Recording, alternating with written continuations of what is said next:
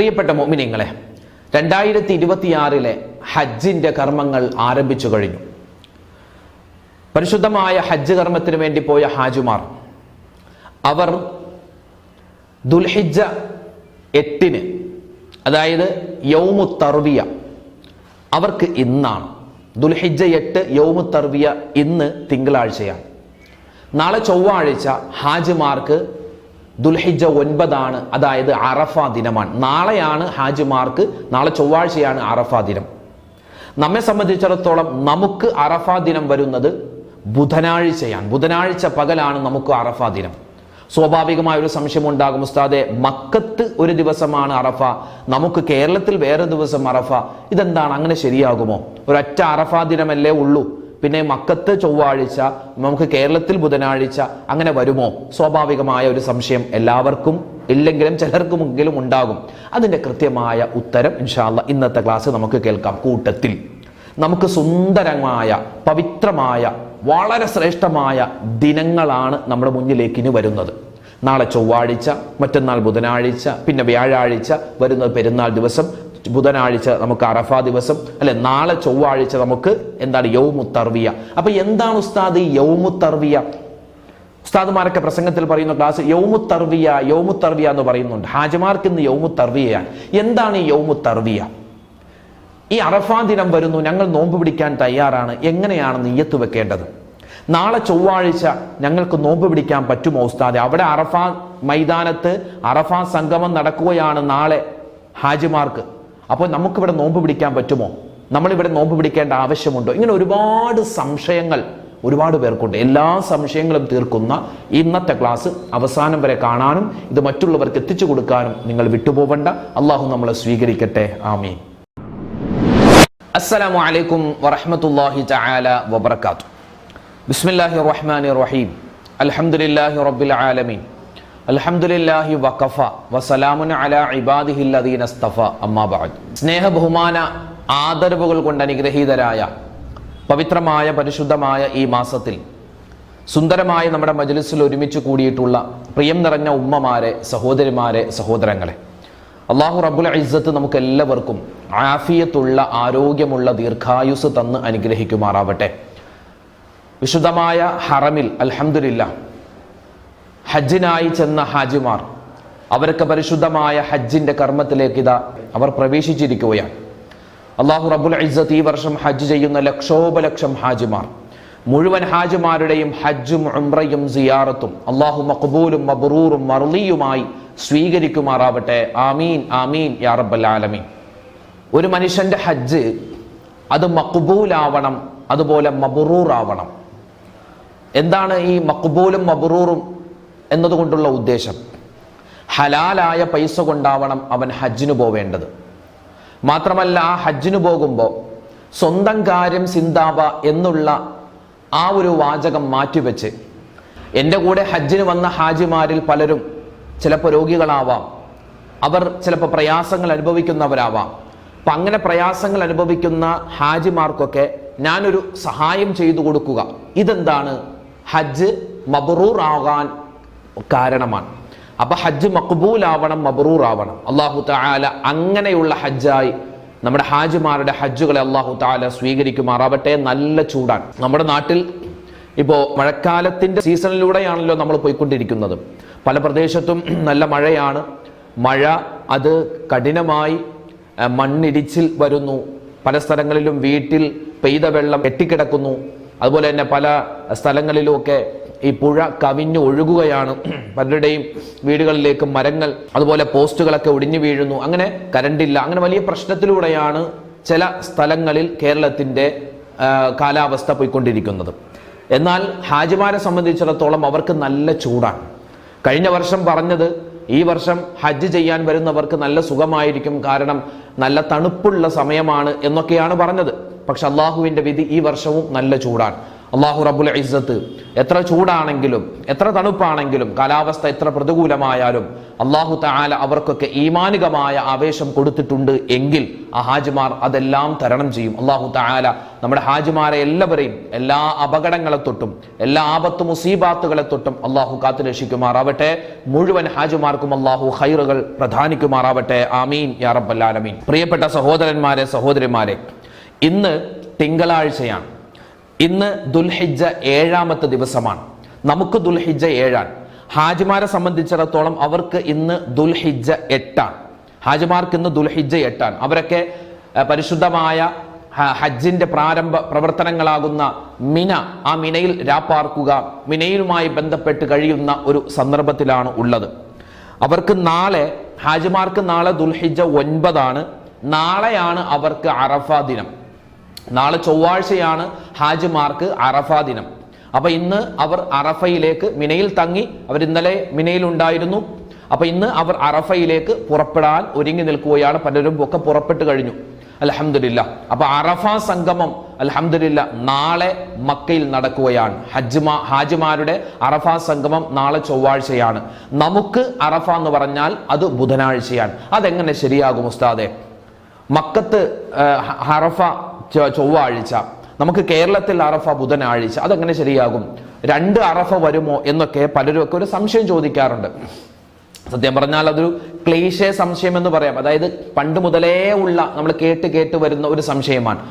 അതിൽ സ്വാഭാവികമാണ് അങ്ങനെ ആളുകൾക്ക് തോന്നിയേക്കാം. അതിന്റെ ഉത്തരം പറയാനുള്ളത്, അങ്ങനെ 2 അറഫ വരാം, 2 ദിവസമായിട്ട് അറഫ വരാം. അതുപോലെ തന്നെ 2 ദിവസം പെരുന്നാൾ വരാം. ഹാജിമാർക്ക് ബലി പെരുന്നാൾ ബുധനാഴ്ചയാണ്, നമുക്ക് ബലി പെരുന്നാൾ വ്യാഴാഴ്ചയാണ്. അതുപോലെ തന്നെ കഴിഞ്ഞ ഈ വർഷം നമ്മുടെ റമദാൻ നോമ്പ് അത് ഏകദേശം ഭൂരിഭാഗം വർഷങ്ങളിലും നമ്മുടെ സൗദി അറേബ്യയുമായി നമുക്ക് കേരളത്തിൽ ഒരു ദിവസം നമ്മൾ പുറകെ ആയിരിക്കും, അവർ മുന്നേ ആയിരിക്കും. അത് ഈ നിലാവ് കാണുന്നതുമായി ബന്ധപ്പെട്ടിട്ട് വരുന്ന വ്യത്യാസമാണ്. അതിൽ യാതൊരു പ്രശ്നവും ഇല്ല എന്ന് ഇപ്പൊ തന്നെ നമ്മൾ മനസ്സിലാക്കി വെക്കുക. കാരണം നബി സല്ലല്ലാഹു അലൈഹി വസല്ലമ തങ്ങളുടെ കാലം മുതലേ ഇങ്ങനെ നബിതങ്ങൾ മക്കയിലാകുമ്പോൾ, അതുപോലെ മദീനയിലാകുമ്പോൾ, അതുപോലെ തന്നെ ഈ ഷാം, സിറിയ, അവിടെ നിന്നൊക്കെ കച്ചവടത്തിനായിട്ട് പോയി വന്ന സുഹാബിമാർ, അവരുടെയൊക്കെ ആ ചരിത്രങ്ങൾ എടുത്ത് പരിശോധിച്ച് നോക്കിയാൽ പല സ്ഥലങ്ങളിലും റമദാൻ തുടങ്ങിയിട്ടുണ്ടാകും, ചില സ്ഥലങ്ങളിൽ റമദാൻ തുടങ്ങിയിട്ടുണ്ടാവില്ല. അങ്ങനെ നബി സല്ലല്ലാഹു അലൈഹി വസല്ലമ തങ്ങളുടെ കാലത്തും സുഹാബിമാരുടെ കാലത്തൊക്കെ അന്നു മുതലേ ഈ ഒരു വ്യത്യാസമുണ്ട്. നിലാവ് കാണുന്നതുമായി ബന്ധപ്പെട്ട വ്യത്യാസമുണ്ടാകും. അത് സ്വാഭാവികമാണ്. 2 വൻ കരകളാണ്. ഇപ്പൊ നമ്മളൊക്കെ ഇപ്പൊ തിങ്കളാഴ്ച പകലിലാണുള്ളത്. എന്നാൽ ഇതേ സമയത്ത് രാത്രി പുതപ്പിട്ട് മൂടി കിടന്നു ഉറങ്ങുന്ന എത്രയോ രാജ്യങ്ങളുണ്ട്. അപ്പോൾ അതൊക്കെ സ്വാഭാവികമാണ്. നമ്മുടെ സൂര്യന്റെ ചലനം, ചന്ദ്രന്റെ ചലനം, നമ്മുടെ നിലാവ് കാണുന്നതുമായി ബന്ധപ്പെട്ട് നമ്മുടെ ഭൂപ്രകൃതിക്കനുസരിച്ച് അങ്ങനെ വ്യത്യാസം വരും. അതൊന്നും കുഴപ്പമില്ല. അപ്പോൾ നാളെയാണ് ഹാജിമാർക്ക് അറഫ സംഗമം, നമുക്ക് മറ്റന്നാൾ ബുധനാഴ്ചയാണ് അറഫ ദിനം. അപ്പൊ പ്രിയപ്പെട്ട മുഅ്മിനീങ്ങളെ, ഇന്ന് തിങ്കളാഴ്ച, ഇന്ന് അൽഹംദുലില്ലാ നോമ്പ് പിടിച്ചിട്ടുള്ള ഒരുപാട് ഉമ്മമാരും സഹോദരിമാരും സഹോദരങ്ങളും ഉണ്ട്. അൽഹംദുലില്ലാ, അല്ലാഹു തആല ഖബൂൽ ചെയ്യട്ടെ. നാളെ ചൊവ്വാഴ്ച നാളെ നമുക്ക് എന്താണ്? യൗമു തർവിയയാണ്. നാളെയാണ് നമുക്ക് യൗമു തർവിയ. ഇന്ന് ഹാജിമാർക്ക് എന്താണ്? യൗമു തർവിയയാണ്. ഇന്നാണ് ഹാജിമാർക്ക് യൗമു തർവിയ. എന്താണ് യൗമു തർവിയ എന്ന് നമുക്ക് ഇൻഷാ അല്ലാഹ് ശേഷം പറയാം. അപ്പോൾ നാളെ ചൊവ്വാഴ്ചയും നമുക്ക് നോമ്പ് പിടിക്കാം, ബുധനാഴ്ച നമുക്ക് അറഫയുടെ നോമ്പ് പിടിക്കാം. അപ്പൊ അതുകൊണ്ട് പ്രിയപ്പെട്ടവരെ ബേജാറാവേണ്ട കാര്യമില്ല. നമുക്ക് നാളെ ഹാജിമാർ അവിടെ അറഫ സംഗമിക്കുമ്പോൾ നമുക്ക് നാട്ടിൽ എന്ത് ചെയ്യാം? ഇവിടെ നമുക്ക് നോമ്പുകാരായിരിക്കാം, ഒരു പ്രശ്നവുമില്ല. അതോടൊപ്പം തന്നെ മറ്റന്നാൾ ബുധനാഴ്ചയാണ് നമ്മുടെ കണക്കനുസരിച്ച് നമുക്ക് അറഫ നോമ്പ് വരിക. അപ്പൊ ബുധനാഴ്ചയും നോമ്പുകാരായിരിക്കാൻ പ്രത്യേകം ശ്രദ്ധിക്കേണ്ടതുണ്ട് ഇൻഷാ അല്ലാഹ്. അപ്പോ പറഞ്ഞു വന്നത്, ഈ യൗമു തർവിയ നമുക്കിന്ന് ദുൽഹിജ്ജ 7, ഹാജിമാർക്ക് ഇന്ന് ദുൽഹിജ്ജ 8. ദുൽഹിജ്ജ 8 യൗമു തർവിയ എന്നാണ് പറയുക. ഈ യൗമു തർവിയ എന്ന് ഈ ദുൽഹിജ്ജ 8 പേര് വരാൻ ഒരുപാട് കാരണങ്ങളുണ്ട്. ഒരുപാട് കാരണങ്ങൾ കിതാബുകളിൽ കാണാം. അതിൽപ്പെട്ട ഒന്നാണ് മഹാനായ ഇബ്രാഹിം നബി അലൈഹി സ്വലാത്തു വസ്സലാം മകനാകുന്ന ഇസ്മായിൽ നബിയെ അറുക്കുന്നതായിട്ട് സ്വപ്നം കണ്ടു. 3 ദിവസം തുടർച്ചയായിട്ട് സ്വപ്നം കണ്ടു എന്നാണ്. അത് ദുൽഹിജ്ജ 7, ദുൽഹിജ്ജ 8, ദുൽഹിജ്ജ 9. ദുൽഹിജ്ജ 7-നും സ്വപ്നം കണ്ടു, ദുൽഹിജ്ജ 8-നും സ്വപ്നം കണ്ടു. അപ്പൊ ഈ ഓരോ ദിവസം സ്വപ്നം കാണുമ്പോൾ മകനെ ഇങ്ങനെ അറുക്കുന്നതായിട്ട് സ്വപ്നം കാണുമ്പോൾ ഇതൊക്കെ പിശാചിൽ നിന്നുള്ളതായിരിക്കും. ഒരു സംശയം, ഇത് അള്ളാഹ് ഇനി അറിയിച്ചു തരുന്നതാണോ അതോ ഇനി പിശാചിന്റെ സ്വപ്നമാണോ? അങ്ങനെ ഒരു സംശയം ഉണ്ടായിരുന്നു. അപ്പൊ മഹാനവറുകൾക്ക് ഇങ്ങനെ ഒരു സംശയം വന്ന ഒരു ദിവസമാണ് ഈ ദുൽഹിജ്ജ 8. അവസാനം അറഫ ദിവസത്തിന്റെ അന്ന് സ്വപ്നം കണ്ടപ്പോൾ മനസ്സിലായി. 3 ദിവസം തുടർച്ചയായിട്ട് കണ്ടപ്പോൾ മഹാനവറുകൾക്ക് മനസ്സിലായി ഇത് അള്ളാഹുവിൽ നിന്നുള്ള സ്വപ്നമാണെന്ന് മനസ്സിലായി.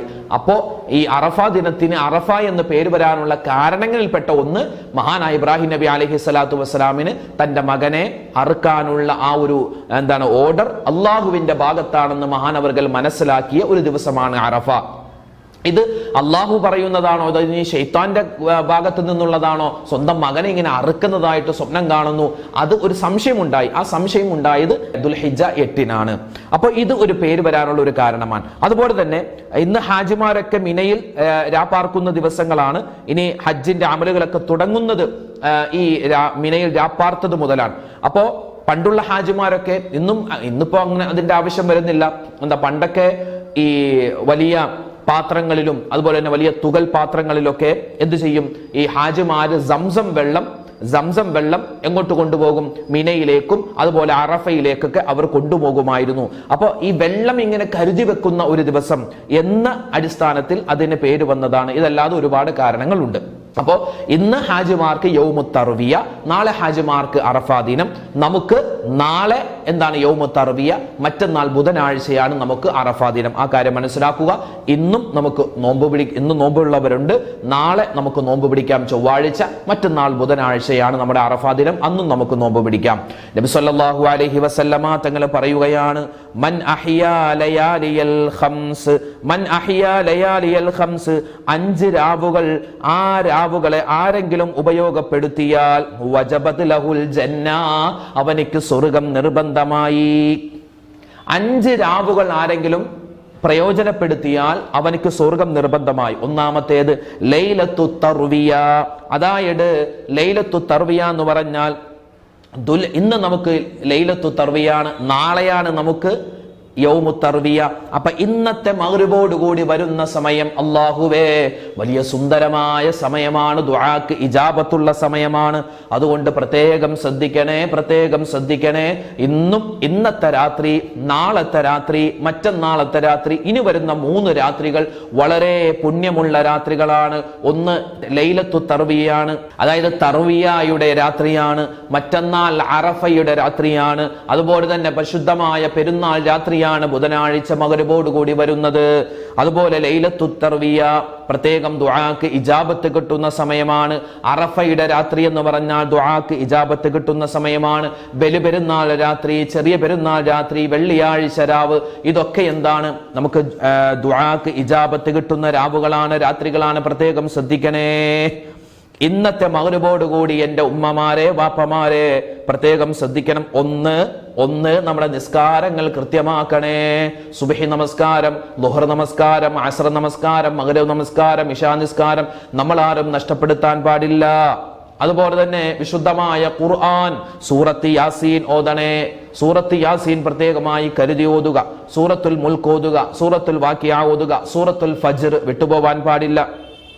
അതുപോലെ നല്ലവണ്ണം ദുആ ചെയ്യുക, നല്ലവണ്ണം ദുആരക്കുക. നമ്മുടെ ഹാജിമാർക്ക് വേണ്ടി നമ്മൾ ദുആരക്കുക. അതുപോലെ ഹാജിമാരൊക്കെ നമുക്ക് വേണ്ടിയും ദുആ ചെയ്യും. ഒരുപാട് ആളുകൾ ഉസ്താദേ ഞങ്ങൾ ഹറമിൽ ഇരുന്നിട്ട് നിങ്ങളുടെ ക്ലാസ് കേൾക്കുന്നുണ്ട്, അതുപോലെ തന്നെ ഞങ്ങളിപ്പോ റൂമിലാണ് ഇരിക്കുന്നത്, നിങ്ങളുടെ ദുആ മജ്ലിസിൽ പങ്കെടുക്കുകയാണ്. അങ്ങനെ ഒരുപാട് ആളുകൾ അൽഹംദുലില്ലാഹ് സന്തോഷം പറഞ്ഞിട്ടുണ്ട്. നമ്മുടെ കമന്റുകളൊക്കെ വായിച്ചു നോക്കിയാൽ നമുക്കത് മനസ്സിലാകും.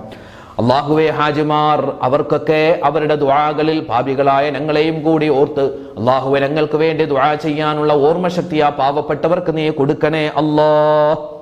അതുപോലെ തന്നെ നല്ല ദുആ ഏതൊക്കെ ദുആയാണ് നമ്മൾ അധികരിപ്പിക്കേണ്ടത്? റബ്ബനാ ളലംനാ അൻഫുസനാ വഇല്ലം തഗ്ഫിർ ലനാ വതർഹംനാ ലനകൂനന്ന മിനൽ ഖാസിരീൻ.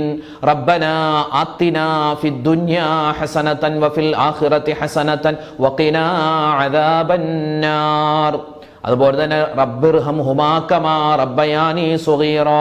അതുപോലെ റബ്ബനാ ഹബ് ലനാ മിൻ അസ്വാജിനാ വദുർരിയാതിനാ ഖുർറത അഅ്യുനിൻ വജഅൽനാ ലിൽ മുത്തഖീന ഇമാമാ. പിന്നെയോ അല്ലാഹുമ്മ ഗഫിർ ലിൽ മുഅ്മിനീന വൽ മുഅ്മിനാത്ത് വൽ മുസ്ലിമീന വൽ മുസ്ലിമാത്ത്. ഈ ദുആകളൊക്കെ അധികരിപ്പിക്കുക.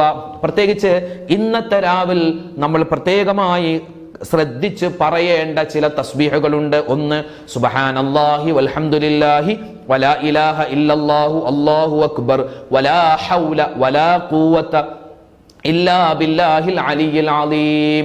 വിശുദ്ധ ഖുർആൻ കഴിഞ്ഞാൽ പിന്നെ ശ്രേഷ്ഠമായ 4 വാക്കുകൾ, ഈ 4 വാക്കുകളും ചേർത്തിട്ട് പറയുന്ന ദിക്റാണ് സുബ്ഹാനല്ലാഹി വൽഹംദുലില്ലാഹി വലാ ഇലാഹ ഇല്ലല്ലാഹു അല്ലാഹു അക്ബർ വലാ ഹൗല വലാ ഖുവത ഇല്ലാ ബില്ലാഹിൽ അലിയിൽ അലീം. ആ കൂട്ടത്തിൽ ലാ ഇലാഹ ഇല്ലല്ലാഹു വഹ്ദഹു ലാ ശരീക ലഹു ലഹുൽ മുൽക്കു വലഹുൽ ഹംദു വഹുവ അലാ കുല്ലി ഷൈഇൻ ഖദീർ. ആ ഒരു ദിക്റും ധാരാളമായിട്ട് പറയുക, ഇസ്തിഗ്ഫാർ അധികരിപ്പിക്കുക. പിന്നെ പ്രിയപ്പെട്ടവരെ, നോമ്പ്, ഇന്ന് നോമ്പുള്ളവരുണ്ട് അൽഹംദുലില്ലാഹ്. ഇന്നിപ്പോ തിങ്കളാഴ്ച ദിവസത്തിന്റെ സുന്നത്തായ നോമ്പ് എന്നും അതുപോലെ തന്നെ ദുൽഹിജ്ജ മാസത്തിൽ നിന്നുള്ള സുന്നത്തായ ഒരു നോമ്പെന്നും അതുപോലെ റമദാനിൽ നഷ്ടപ്പെട്ടു പോയ ഫർദായ നോമ്പ് ഞാൻ ഖളാ വിട്ടു, ഇങ്ങനെ 3 നിയ്യത്തല്ലേ ഇന്നത്തെ നോമ്പിൽ നിങ്ങൾ വെച്ചിട്ടുള്ളത്? ആണെങ്കിൽ അൽഹംദുലില്ലാഹ് ഈ ഒരൊറ്റ നോമ്പ് കൊണ്ട് 3 നോമ്പിന്റെ പ്രതിഫലം കിട്ടും. ഇന്നത്തെ മഗ്‌രിബിന് ശേഷം നമ്മൾ എന്ത് ചെയ്യുക? നിയ്യത്ത് വെക്കുക. ഒന്ന്, നാളെ ചൊവ്വാഴ്ച നമുക്ക് നോമ്പ് പിടിക്കാൻ പറ്റും. ഹാജിമാർക്ക് അവിടെ അറഫയാണ്, നമുക്ക് യൗമു തർവിയയാണ്. നമുക്ക് അറഫ എപ്പോഴാണ്? ബുധനാഴ്ച പകലാണ്. അറഫ പകൽ നമ്മൾ നോമ്പ് പിടിക്കേണ്ടത്, അറഫയുടെ നോമ്പ് പിടിക്കേണ്ടത് നമ്മൾ ബുധനാഴ്ചയാണ്. നാളെ ചൊവ്വാഴ്ചയും നമുക്ക് നോമ്പ് പിടിക്കാം. അപ്പൊ നാളെ ചൊവ്വാഴ്ച നോമ്പ് പിടിക്കുമ്പോൾ ഇന്നത്തെ മഗ്‌രിബോട് കൂടി നിങ്ങൾ എന്ത് ചെയ്യുക? നിയ്യത്ത് വെക്കുക. ഇന്നത്തെ രാത്രി നിയ്യത്ത് വെക്കണം. 3 നിയ്യത്ത്. ഒന്ന്, എന്താണ്? റമദാനിൽ നഷ്ടപ്പെട്ടു പോയ ഫർദായ നോമ്പ് അല്ലാഹു തആലാക്ക് വേണ്ടി ഞാൻ പിടിച്ചു വിടുന്നു. രണ്ടാമത്തെ നിയ്യത്ത്, പരിശുദ്ധമായ ദുൽഹിജ്ജ മാസത്തിൽ നിന്നുള്ള ഒരു സുന്നത്തായ നോമ്പ് അല്ലാഹു തആലാക്ക് വേണ്ടി ഞാൻ അനുഷ്ഠിക്കുന്നു. ഇങ്ങനെ 2 നിയ്യത്ത് വെക്കാം. 2 നിയ്യത്ത് വെക്കാം. 2 നിയ്യത്ത് വെച്ചാൽ നാളത്തെ ഒറ്റ നോമ്പ് കൊണ്ട് നിങ്ങൾക്ക് ഈ 2 നോമ്പിന്റെയും പ്രതിഫലം കിട്ടും. ഇനി മറ്റന്നാൾ ബുധനാഴ്ച പകലാണ് നമുക്ക് അറഫയുടെ നോമ്പ്. അറഫയുടെ നോമ്പിന്റെ നിയ്യത്തൊക്കെ നമുക്ക് ഇൻഷാ അല്ലാഹ് നാളത്തെ ക്ലാസ്സിൽ വിശദമായിട്ട് പറയാം. അപ്പോൾ നോമ്പുകാരായിരിക്കുക. നോമ്പിന് ഒരുപാട് പ്രതിഫലമുണ്ട്. ദുൽഹിജ്ജ 1 മുതൽ 10 വരെയല്ല, ദുൽഹിജ്ജ 1 മുതൽ 9 വരെ. ദുൽഹിജ്ജ 10 പെരുന്നാളാണ്, പെരുന്നാളിന് നോമ്പ് പിടിക്കാൻ പറ്റൂലല്ലോ. അപ്പോൾ ദുൽഹിജ്ജ 1 മുതൽ 9 വരെയുള്ള ദിവസങ്ങൾ, അതായത് അറഫ ദിവസം വരെ ഒരുപാട് ശ്രേഷ്ഠതയുണ്ട്. മൻ സ്വാമഹു ഉഅതിയ മിനൽ അജ്രി മാല യഅലമു ഇല്ലല്ലാഹ്. അതായത് ഈ ദിവസങ്ങളിലൊക്കെ നോമ്പ് പിടിച്ചാൽ അതിന് അല്ലാഹു തആല നോമ്പിന് കൊടുക്കുന്ന പ്രതിഫലം അത് അല്ലാഹ്ക്കല്ലാതെ വേറെ ആർക്കും അറിയില്ലെന്നാണ്. അതിൻ്റെയൊക്കെ പ്രതിഫലം പടച്ചോനെ അറിയൂ എന്നാണ് ചില ഹദീസുകളിൽ കാണുന്നത്. അൽഹംദുലില്ലാഹ്. അല്ലാഹുവേ പടച്ചവനെ, പരിശുദ്ധമായ ഈ ദിവസങ്ങളിലൊക്കെ ഈ മാസത്തിൽ ഞങ്ങൾ ചെയ്യുന്ന എല്ലാ അമലുകളും നീ സ്വീകരിക്കണേ അല്ലാഹ്. ഒരുപാട് പേര് പ്രയാസത്തിലാണ്, പ്രശ്നത്തിലാണ്, സങ്കടത്തിലാണ്, ദുരിതത്തിലാണ്. എല്ലാവരുടെയും പ്രയാസങ്ങളും സങ്കടങ്ങളും ദുരിതങ്ങളും നീ മാറ്റിക്കൊടുക്കണേ അല്ലാഹ്. വിഷമ പ്രയാസങ്ങൾ മാറ്റിക്കൊടുക്കണേ അല്ലാഹ്. അല്ലാഹുവേ പടച്ചവനെ, ഈ വർഷം ഹജ്ജ് ചെയ്ത മുഴുവൻ ഹാജിമാരുടെയും ഹജ്ജും ഉംറയും സിയാറത്തും നീ മഖ്ബൂലും മബ്റൂറും മർദിയുമായി ഖബൂൽ ചെയ്യണേ അല്ലാഹ്. അല്ലാഹുവേ പടച്ചവനെ, ഞങ്ങൾക്ക് എല്ലാവർക്കും നീ ആഫിയത്തും ആരോഗ്യവും ദീർഘായുസ്സും നൽകണേ അല്ലാഹ്. ഞങ്ങളുടെ മക്കൾ അവരുടെയൊക്കെ സ്കൂളുകളൊക്കെ തുറക്കാൻ ഒരുങ്ങാൻ പോവുകയാണ്. ഞങ്ങളുടെ മക്കൾക്ക് എല്ലാവർക്കും നീ നല്ല പഠനം കൊടുക്കണേ അല്ലാ, നല്ല ഓർമ്മശക്തി ബുദ്ധിശക്തി കൊടുക്കണേ അല്ലാ. മഴയാണ് റബ്ബേ, എല്ലാവിധത്തിലുള്ള പ്രകൃതി ദുരന്തങ്ങളെ തൊട്ട് ഞങ്ങളെയും ഞങ്ങളുടെ മക്കളെയും ഞങ്ങളുടെ നാട്ടുകാരെയും ഞങ്ങളുടെ സംസ്ഥാനത്തെയും ഞങ്ങളുടെ രാജ്യത്തെയും ലോക മുഅ്മിനീങ്ങളെയും എല്ലാവരെയും നീ കാത്തുരക്ഷിക്കണേ റഹ്മാനെ.